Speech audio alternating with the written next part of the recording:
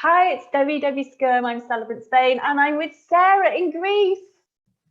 Hello, Debbie. It's been far too long. I so enjoyed doing all those chats that we did last year, and we then just got so busy that we didn't have time to chat. I know. And then we were just you kept doing weddings until Christmas, and I don't know, like, until the other day you're doing weddings, and I was traveling around off to the UK. So we haven't been in touch for ages, and it's lovely to catch up. And now it's engagement season, so we've got inquiries coming in every day. It's brilliant.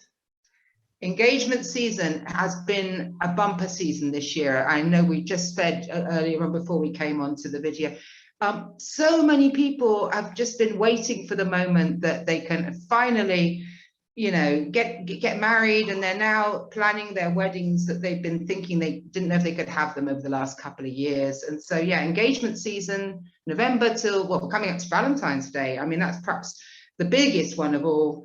But couples are certainly planning their weddings in all parts of the world. Absolutely, for this year and for next year and into 2024 as well. Still getting inquiries. Goodness me, that's a good way ahead, but then weddings have to be planned in advance. And then, of course, we have the couples that haven't yet made all their plans for this year that are still coming along with ideas for weddings this year as well. So it's a great time of year, but we're busy, aren't we? So that's a good thing.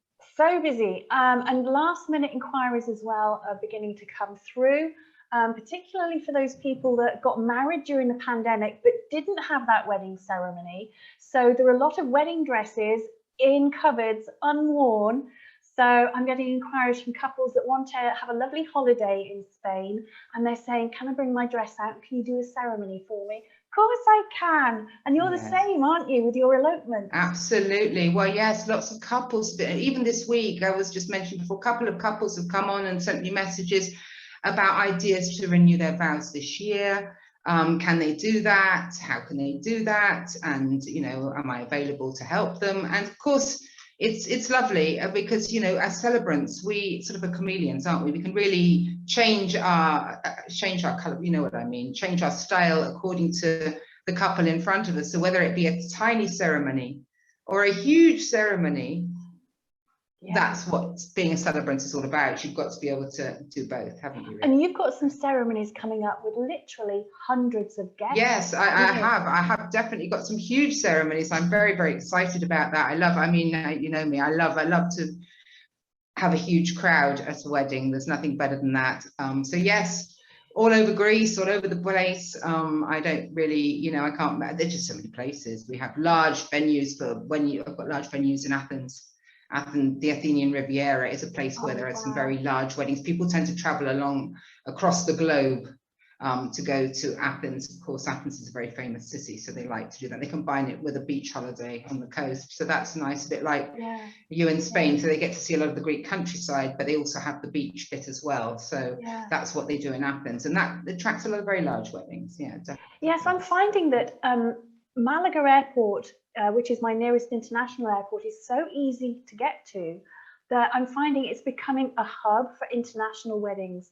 So you may be from Ireland, your family might be in Australia, you might have your partner's family coming from Canada, and everybody can easily get to the airport. So Spain, even though you might not have a previous connection with Spain, is becoming a really popular place for international destination weddings.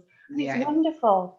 It's the same, exactly. Just what you're saying is just the same as the Athens thing. People come in internationally, whether it be from the States and now finally Australia is reopening up and they can start to travel again, and they come in from all over the world, and then some of these families choose not to go off to the islands in addition because that's extra flights and things, so they choose to use the nearest base, and that can be a good way for them without having a lot of extra cost, but having a very luxurious wedding. That's what they do.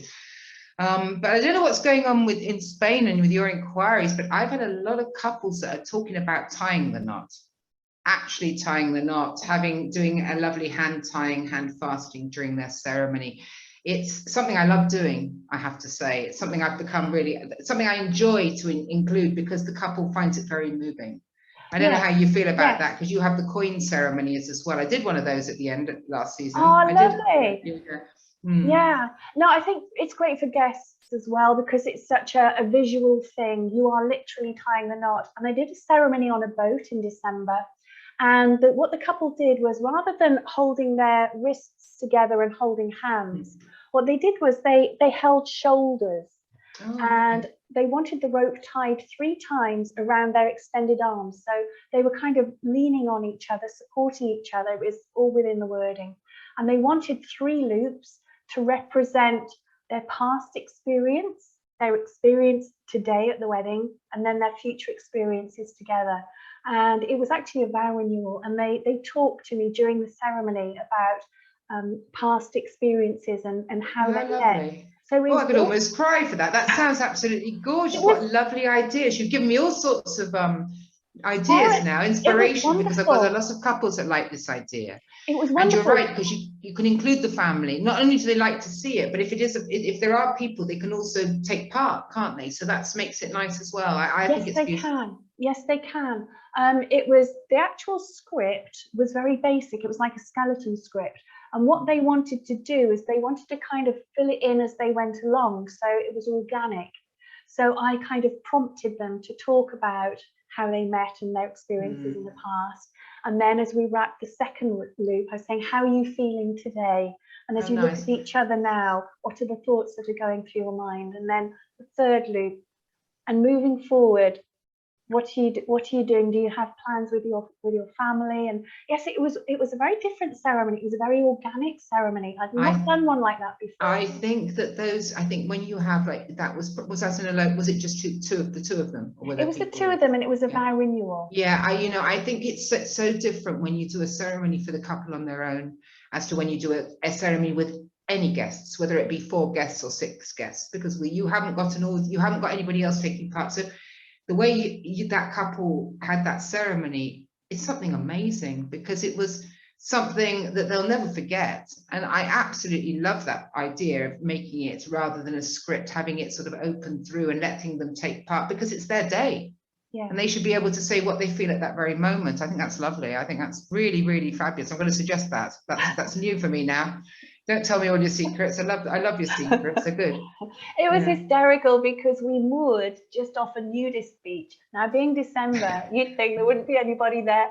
There was one sunbather, and he kept moving into view. He was very deliberately moving into view. So, yeah, it sounds like fun. Yeah, it sounds like fun. It's certainly a bit chilly for that this time of year in Rhodes. We're nearly freezing at the moment here. We've got snow on the mountains. Very cold here at the moment. Oh, we're in the 20s here. It's lovely. No, it's been chilly. It's blue skies, beautiful blue skies today, but it's very, very cold. And so, yeah, it's not boiling hot. But anyway, we are celebrants, and we do what we do. We write ceremonies. You do it in Spain. I travel anywhere in Greece. And so really and truly, this is just really our little catch up to see how things are going and what's going in each country. And from what I can understand, celebrant ceremonies are trending everywhere. That's what I think. They absolutely are. And you mentioned a little word back at the beginning of the conversation. You mentioned chameleon. Yeah. And I did a few posts a little while back about being a chameleon, but in so much as wearing different clothes to blend into the ceremony. Oh gosh, yes. So I've just put out a big order on eBay for some pre-loved clothes, because I much prefer to buy secondhand if I can, so that I can colour coordinate with wedding ceremonies.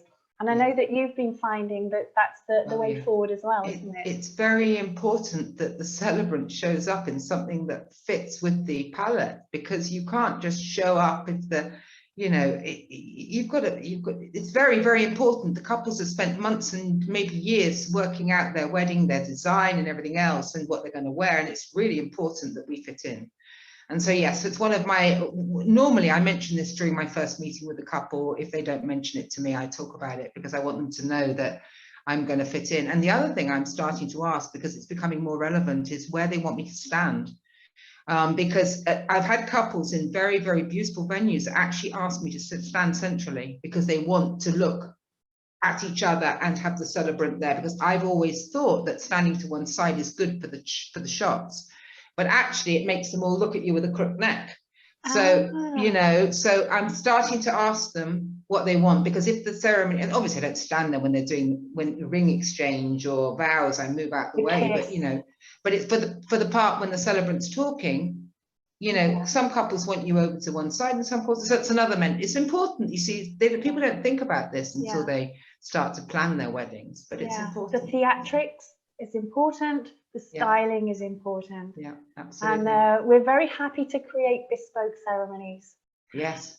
Sarah, it's been so delightful to talk with you again. It is. I wish we did this more often, but we can't guarantee anything these days. We're so busy, but we'll try and get another chat before the summer gets going, if nothing else. We'll try and come on again. Sarah, if people want to save the date with you, how do they find you? Yes, okay, so I'm Sarah Hachipavli, and you will find me, my company is Grecian Ceremonies. I travel anywhere in Greece performing symbolic weddings, vow renewals, commitment ceremonies, and I am www.grecianceremonies.gr.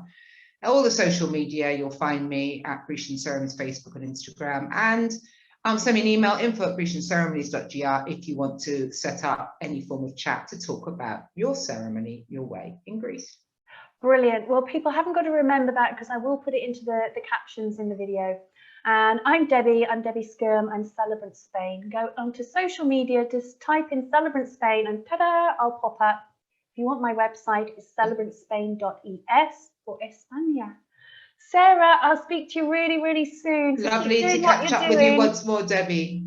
Take care. Bye.